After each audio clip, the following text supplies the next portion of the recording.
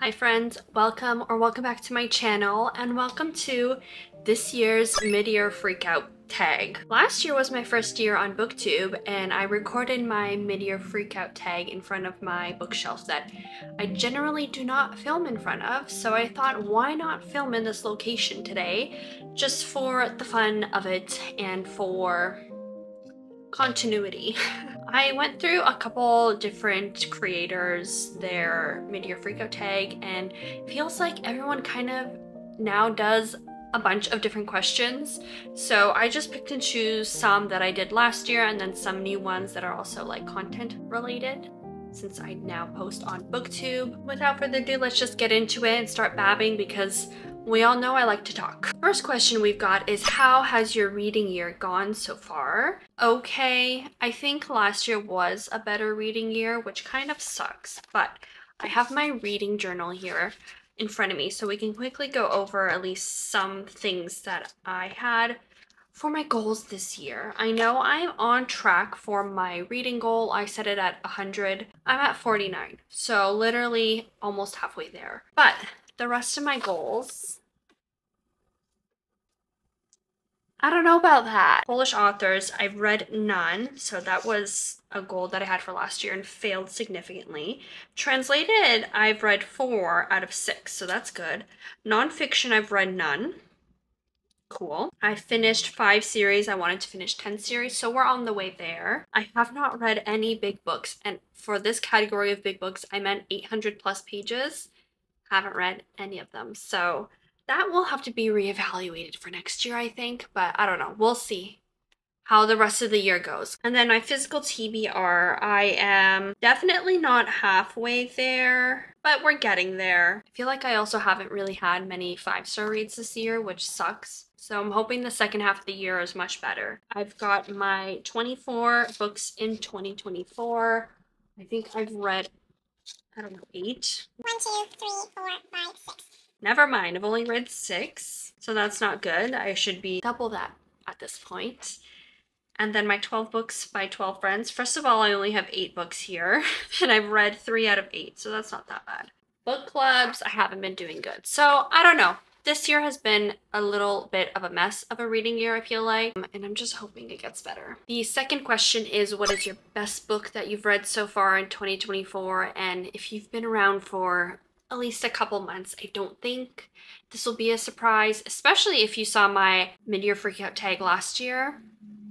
It's kind of a coincidence, or maybe not, but it's The Winners by Frederick Bachman. So, funnily enough, my best book in the mid-year freakout tag was Us Against You, which is the second book in this series, and this is the final 3rd book.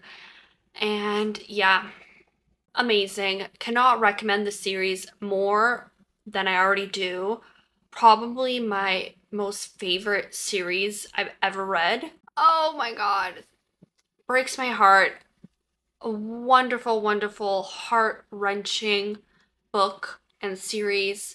Honestly, go into it blind. You don't really need to know much. It's just a series about hockey, corruption, small town, and it was so good, and I cannot praise it more than I already do. And I don't think it's that big of a surprise. Honestly, this is on track for being my favorite book of the year, so we'll see. Last year, The Brothers Karamazov came out of left field. I wasn't expecting that to be my favorite book of the year, so who knows? We still have 6 months. The next question is the best sequel that you've read in 2024, and I have 2 books, two books for this. The first one is This Could Be Us by Kennedy Ryan. I don't own it, but I have the first book in the series, which is called Before I Let Go. This is a romance series. They are so deep, and they go and explore real life scenarios and situations, and you just feel like this is like based on a true story. Like, these books were so good, and I loved Before I Let Go, and then I loved This Could Be Us equally, honestly, and I'm so excited for the 3rd book. You have no idea. The next one I also has a contender is Wild at Heart. This is by Kay Tucker. This is a part of the Simple Wild series. I think this is like my ultimate favorite romance series now. It beat Chestnut Springs series. I don't know. They're both so good. But these ones are more of like a contemporary romance where it's not like heavy on the romance. It's more so exploring the lives of the characters in this story and then how they kind of interweave and, you know, come as one. And it's based in Alaska. And literally for like weeks after finishing this series, I wanted to move to Alaska. Don't ask me how many conversations I had about moving there because it's kind of embarrassing. The next question is, what's a new release that you haven't gotten to but you really want to read? And I have two for this question. I have The Ministry of Time by Kayleen Bradley. This one I've been seeing everyone rave about, and it wasn't on my radar until it came out, and it just looks like it's such a great book, and I believe it also explores or has aspects of magical realism in it. I might be wrong, but I swear it does. Or time travel. Yeah, time travel would make sense. But yeah, I'm just really fascinated and excited to read it. I put it on hold. The wait time is like 18 weeks, so I won't be reading it for a while, but I'm hoping to get to it by the end of the year. And then the next one is A Novel Story by Ashley Poston. The 7-Year Slip was one of my favorite books of last year, and I'm just so excited to get my hands on her new book. I also have it on hold, and I think I'm going to get it in a couple weeks or so, so I should be ticking that off my list very, very soon. I do want to buy that book though, but I'm kind of on like a trying not to buy so many books right now, so I'm just getting them through my library for now, and then if I absolutely love them, then I will buy them somewhere, somehow in the future. The next question is most anticipated release for the second half of the year, and only one came to mind, and I was like, well, all I need is one, and that is Intermezzo by Sally Rooney. I think all the girlies are excited for this book. I have no idea what it's even about, but I have enjoyed Sally Rooney's books in the past. I haven't read all of them, but I have enjoyed the ones I have read. So excited to see what this is all about. And the cover looks so cool. The next question is biggest disappointment. And I feel like some girlies are not going to be happy with me, but I have to say it is Magnolia Parks by Jessa Hastings. This has just been so hyped online, and I put it off for so long. And I know people warned, not me specifically, but people warned online that it's about a very, very toxic relationship, and it's kind of like London society, like high society, and also like Gossip Girl-esque. I loved Gossip Girl, so I was all for it, but I just could not care less. Magnolia and BJ are just toxic to a level that is embarrassing, and they did it to themselves. Truly, they did it to themselves. I have continued the series, so I've read Daisy Hates, which is the second book in this series, but it doesn't really follow Magnolia and BJ. And then I've read Magnolia Parks The Long Way Home. I read that a couple weeks ago, and I need to take a break from the series because that book pissed me off so much that I just need a break. So kind of really disappointed about this because I was expecting to, you know, get a 5-star out of this book, and I just didn't. Next question is, what is the biggest surprise book that you read so far this year? And that I think has to go to Tom Lake by Ann Patchett. I had kind of a hard time answering this question because, as I said before, I've been having a little bit of a bad reading year, but I was surprised by this book.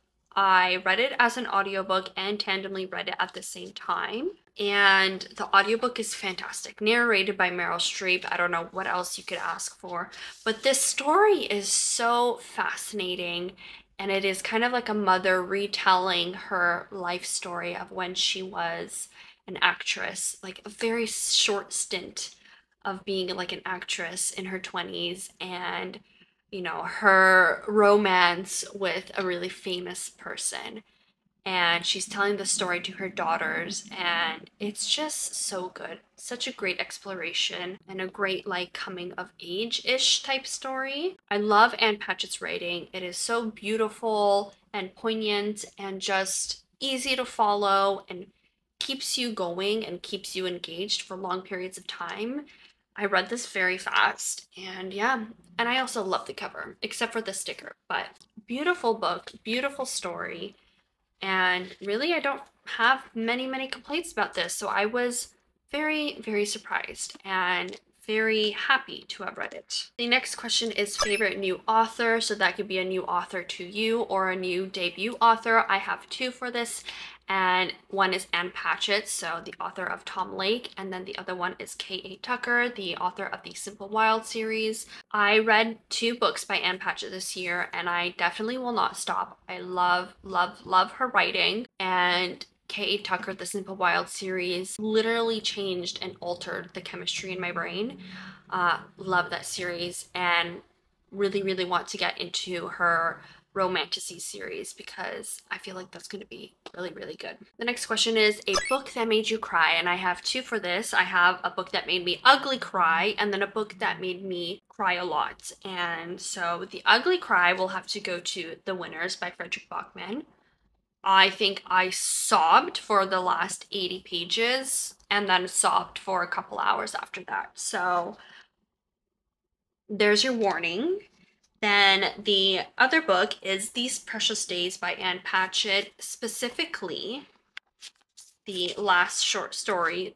I don't know why I was looking at what it's called. It's called These Precious Days. This is an essay collection written by Ann Patchett, so you kind of go through different stories or things that she's talking about. A lot of it has to do with like her family and just like experiences and things that she's gone through in her life. This story, These Precious Days, is written about a good friend of hers, and I don't know if it has to do with going through losing someone so close to you and going through grief, that when I read essays or books about like families or really deep connections with friends, or better yet, losing someone, there's just like something that hits me so hard while I read these things. And it could be fiction, could be nonfiction, doesn't really matter. But I feel like they are so much more impactful than they used to be. And as I get older too, it's so much more emphasized. And yeah, I love this book. Cried a lot, especially reading These Precious Days, even though I knew what was coming. In both of these books, I knew exactly what was going to happen. Still didn't stop me from bawling my eyes out. Next question is, what's the most beautiful book you've bought so far this year or received? And I had a hard time with this question, but I have a stack here of some of the books that I really love that I got or received this year, but there's no like standout specifically. So I'm just going to quickly go through these. The first one I've got is Foxglove, and the edition I have is absolutely stunning as a hardcover. Like, whoo, I love it. I haven't read Foxglove yet, but this cover is stunning.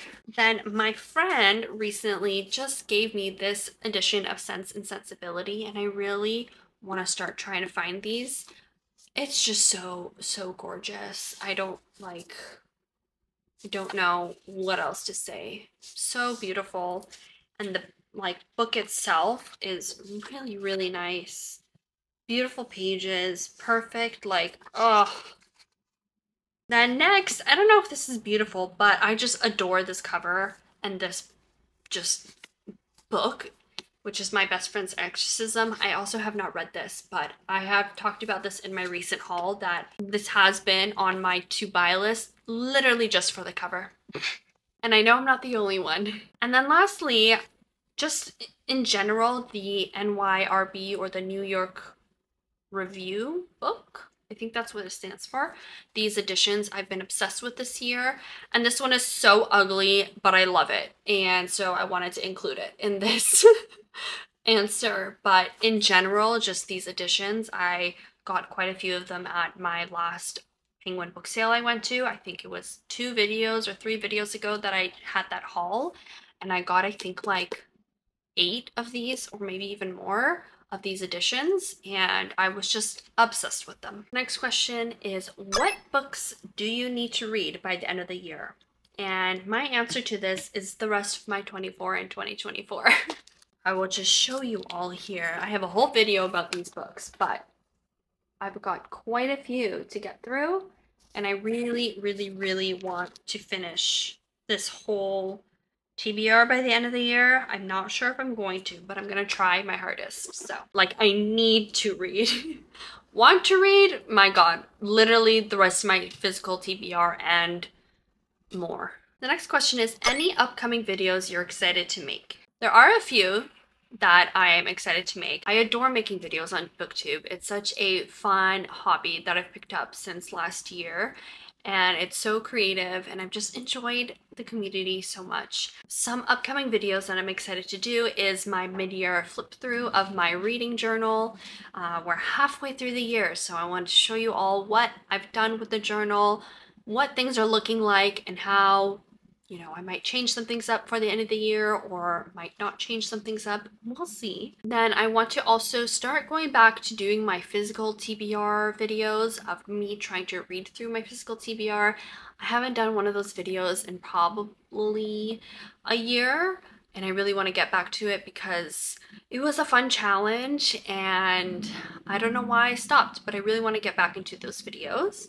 I also love watching other creators do those videos, so I don't know why I stopped making them. And then I also want to do some more curated sit-down videos of like topics that I want to cover about just reading and things like that. Videos that take more time to plan and execute, but I find more meaning in. So I'm hoping to get a handful of those out by the end of the year. The last question is, any channel goals by the end of the year? I want to say 1,000 subs, but I am close. I think I'm about 20 subs away from 1,000. So maybe we can try aiming for 1.5K. That would be crazy. I would love that. And then, you know, keep continuing and blossoming the community that we have.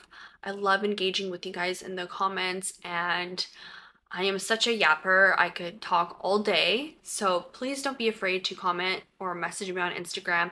I love talking. I want to definitely do that and kind of create more of a community here. I think, you know, those are my 2 goals for my channel for the rest of the year. Those were all the questions for the mid-year freakout tag. I feel like I am losing my voice, so I'm gonna stop talking. Please let me know your answers for any of the questions. I will post the questions in the description box if you wanted to see them. I'm looking forward to hearing from you all, and I hope to see you all very, very soon. Bye! Lazy Sunday mornings, hiding under covers. I don't mind staying in with you. Play your favorite movie, laying right beside me. I don't mind when it's just us.